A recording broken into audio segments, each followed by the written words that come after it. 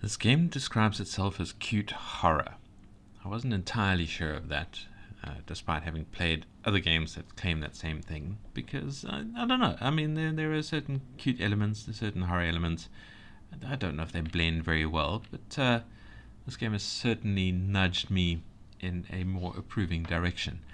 This is Post-Apocalyptic Pet Rescue, and I think from the name and the theme that you see in front, you might see where this is going.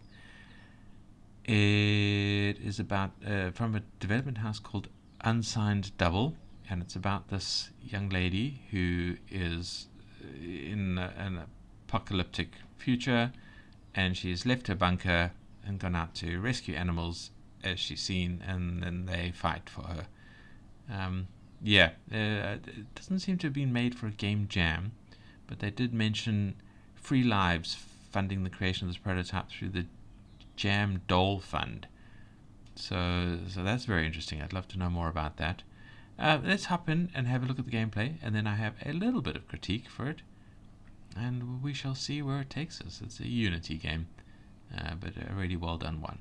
So I am ready. So this is us wandering around in this post-apocalyptic landscape, having just left our bunker.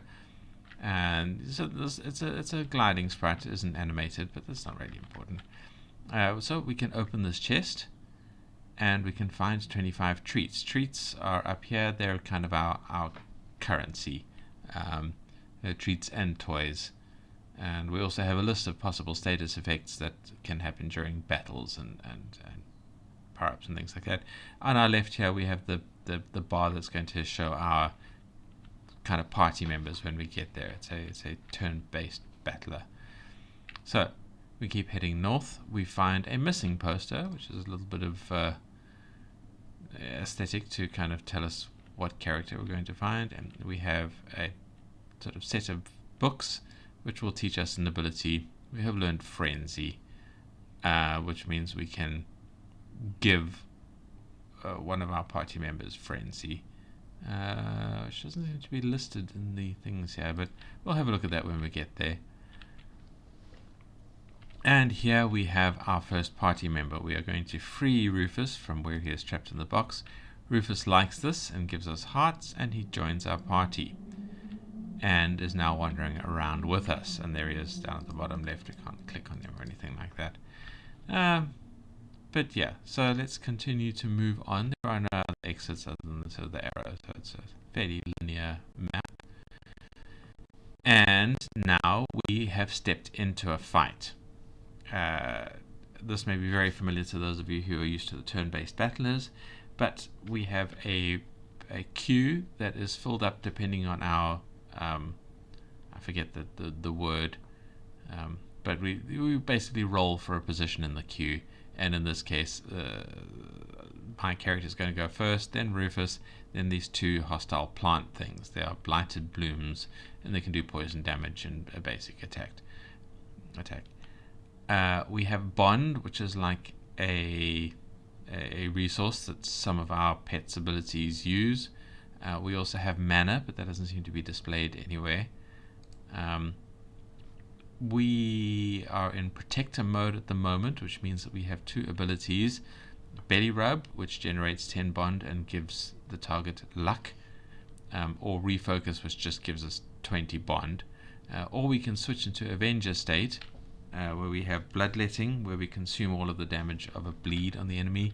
Or we have Frenzy, which gives one of our targets Rabid, which if we have a look, target does additional damage when attacking, so that's quite valuable. But those both take mana. We generate mana as we use abilities and things like that. We're going to stick in Protector state because it's the only abilities we already have at the moment, and we're going to do a Belly Rub on Rufus because it gives him some luck and it just gives us 10 bond, but I don't think we have anything that consumes bond just yet. Now it's Rufus's turn. Rufus only has two abilities at the moment, one of which claims mana. It's a heal, and also generates some bond, and you can use it on two allies. You can use it on himself if he so wishes, or on himself and another, or all of the abilities on the other, but we have no mana, so we can't use it yet. And then he has 4 claws, which means he can do 4 separate attacks, each of which do 3 damage, and applies a bleed to 2 damage for 1 turn. I thought the bleed did more than that, but that's fine. Anyway, the thing I really like about this is that you can apply those attacks as you wish on the enemy. So I can apply all 4 onto one target, or 2 on one, or 2 on the other, or whatever I wish. And I don't see a lot of these kind of turn-based battlers doing something like that, where if you have a multi-attack, you can actually spread it out, control how it is spread out amongst the enemies. The one downside is what this game doesn't do is that if you use all 4 on one enemy and the enemy dies after 2, you then lose the sort of the remaining 2 attacks. It doesn't auto switch it to the next enemy on the list, which is fair enough. It's just that I'm used to the switching from certain other games, like RPG Maker games, with turn-based battles, and yeah, it's a pity that they get lost. Anyway, what we are going to do is we are going to use all 4 of these abilities on one target, because in games like this it's often best to burn down a particular target to reduce the amount of damage you're taking. And something I do notice here is that his health bar looks like it is down a bit, but he does apparently have full 200 health. So I don't know if that's a visual display or just me misreading it. Maybe that's a mark on the ground or something. I'm not sure. Yeah, but let's apply this attack. So we're going to 1, 2, 3, 4, and we're going to smack him. And we've applied a bleed, and I think it's a bleed per attack. So he had 8 bleeding damage, and he just died. And we had 1 attack here, and when we can apply the 4 claws, 1, 2, 3, 4, onto the other target here.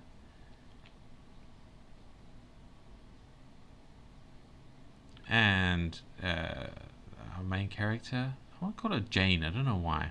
Is that her name? I think I might have seen it in the description somewhere. Anyway, we'll just do another belly rub, give him some luck, and he takes the bleeding damage and dies. And we are happy. We defeated all the bad guys. Right, so, I mean, that was it. That was our first battle. Let's nip through to the next area. And here we have some more items. We have another ability that we can pick up. Caretaker. It's really useful. It costs mana, but you can use it to heal, essentially. So it's a heal that our main character can cast on whoever she wants. And now we have a little bit of sad storytelling. We read this little girl's journal. They were previously Rufus's owners. They went out to look for Rufus and unfortunately passed away while looking for him. Very unfortunate. But let's not think about that. Let's move on. Now we have Rufus. We will take care of him. So, new enemies, and Rufus gets to go first. He is still a little low on health. We can see he is a bit lower there. And we have another flower thing, and then a jack-in-the-box. The jack-in-the-box is, I think, the biggest threat here, but hopefully we can get the flower dead as quickly as we can. So let's put all of our points into taking down the flower. And let's give Rufus a belly rub to up that, that luck. The flower is gone, and the jack-in-the-box whacks us with wind up, apparently, but at least it doesn't leave a bleed. We got 5 mana from those attacks. Unfortunately, we don't keep the mana between battles, but we do keep the damage between battles, which is kind of, I don't know, unfair, but I mean also fair enough. Let's max out damage on our target here.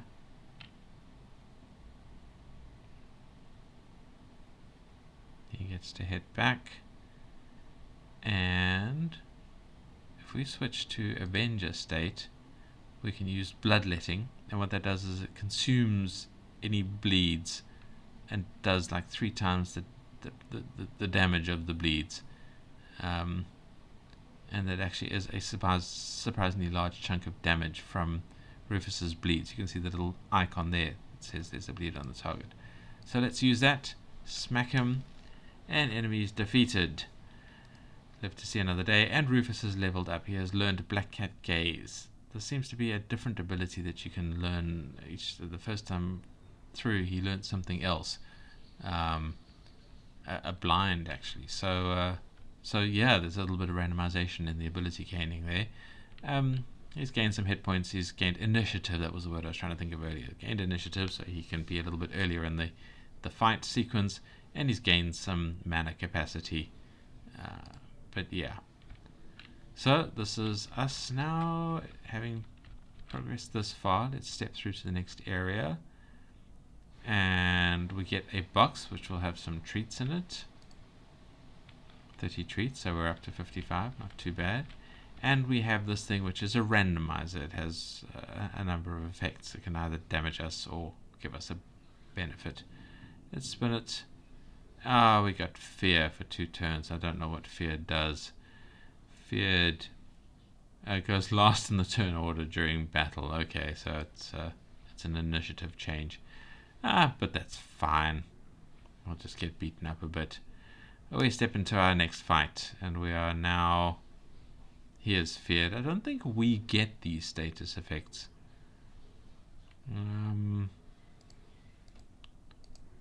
Let's give him a Betty Rub. He already had luck. Cast Flying Trap. And yeah, now we can burn down the Venus Flytrap. We've got a bleed on us. I'm not sure what the red thing is. We have the fear, and then we have our luck. Alright, so the plant is down. Let's give him another Betty Rub. And get some 4 claws in there.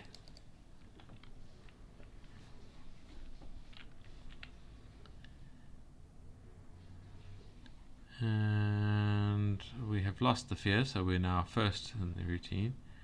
And I like the fact that this does a nice chunk of damage. It does cost mana, which we could use to heal ourselves, but I think let's just smack him. Did that not happen? Do that. You take a chunk of damage, and here we have mana and we have bloodletting, so let's do a chunk of damage to the twins here. Boom. Twins use prologue, do some damage there. No, we've run out of mana, so let's just give a refresh to our luck, and we just smack in with the claws. This guy's actually taking quite a bit of damage there. And prologue, we take another hit.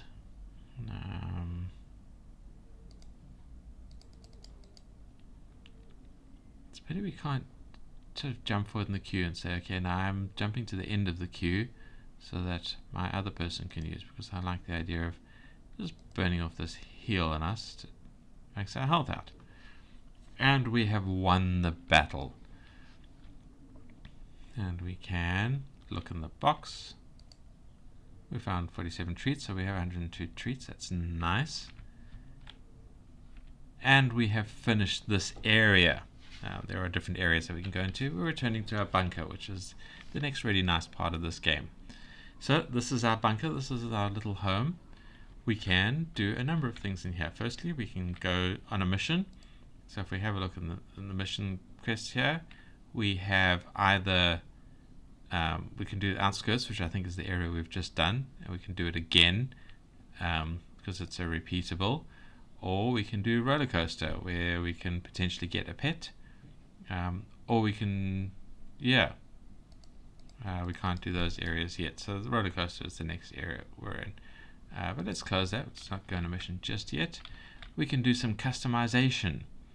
So we can customize Rufus, give him a white lower lining underside, and a nice hat or a bow tie. I like the hat, and I actually like his basic coloring the best.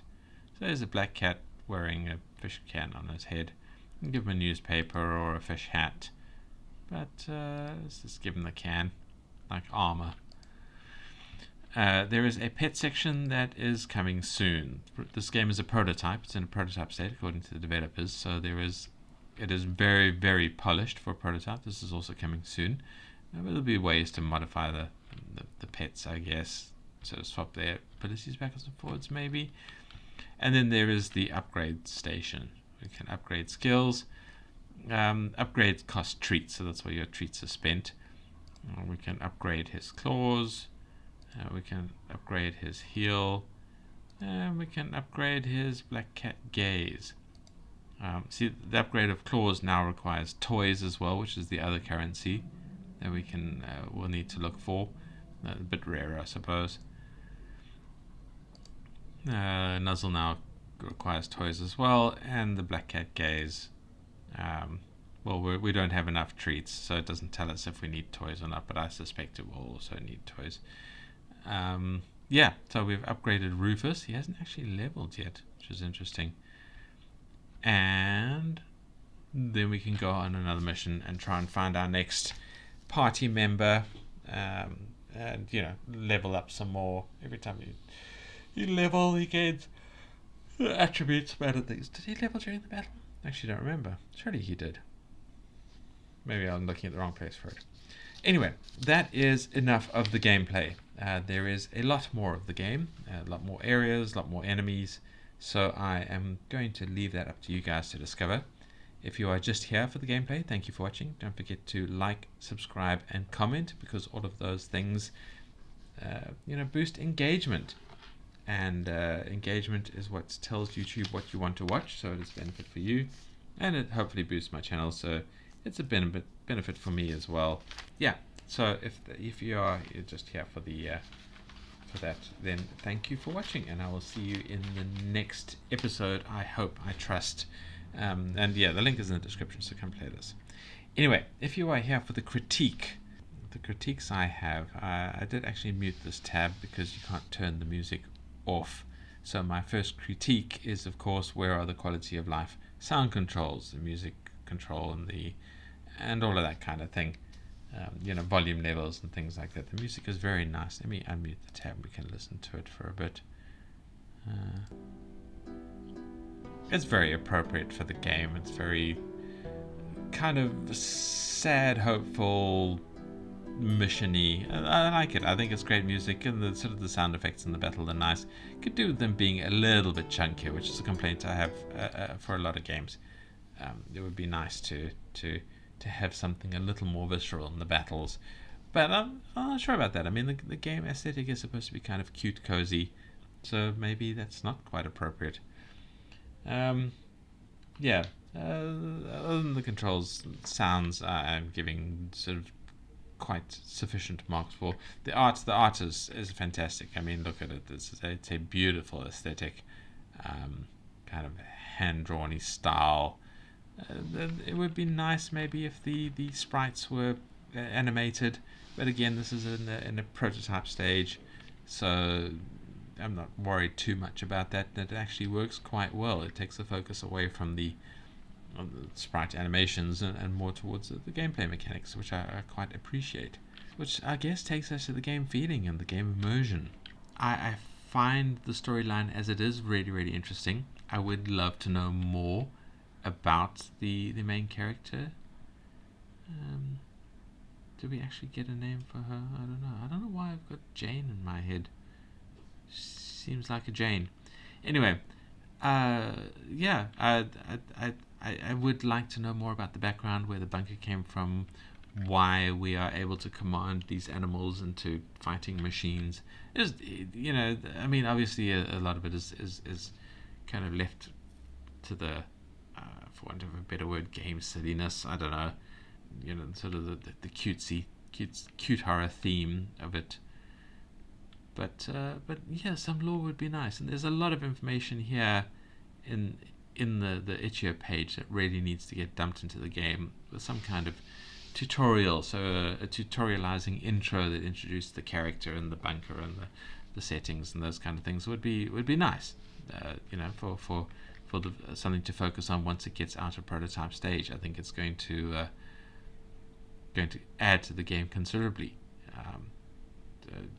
especially considering how polished the game already is. I think just a nice intro to absorb the player in would be a fantastic element. And really, that's all the critiques I kind of have. It needs a little bit more tutorial, a little bit more storyline, a little bit more of this information being represented in the game, and some quality of life controls. A little bit of fine tuning here and there, maybe some more obvious guides to the kind of the mana state of your various party members, while you're not actually moving for them, would be nice, so you can sort of plan your moves a bit better. A little bit more information on how the things like mana is generated, mechanics like that. I don't know if those will be in the tutorial or sort of skill descriptions or anything along those lines. But I mean, that's it really. That's all the critiques I have. So thank you for making a fantastic game. Thank you to all those of you who have watched the gameplay, and thank you for patronizing my video. It is appreciated. And that's it. I will see you in the next video. Bye.